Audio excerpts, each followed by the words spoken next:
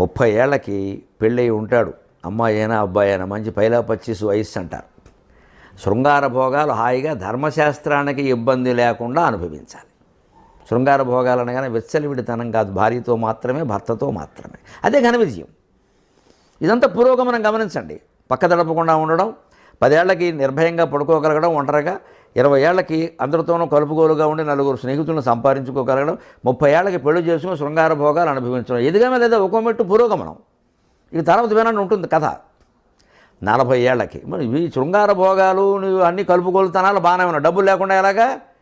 జీవితానికి సరిపడ సంపాదించడమే లక్ష్యంగా పెట్టుకోవాలి 40 ఏళ్ళకి. అదే ఘన విజయం. అది కూడా ధర్మ మార్గంలోనే. శృంగార భోగం ఎలాగైతే ధర్మ మార్గంలో ఉన్నామో, డబ్బు సంపాదించడం కూడా ధర్మ మార్గమే. ధర్మం అనేది అన్నిటికీ వెనకాల ఉంటుంది. ఒక నాటకం వేస్తే ఆ నాటకంలో వేదిక మీద నటీనటులు మారచ్చు, వెనకాల తెర అలాగే ఉంటుంది. ఆ తెర పోతే ఇంకో తెర అయినా వస్తుంది.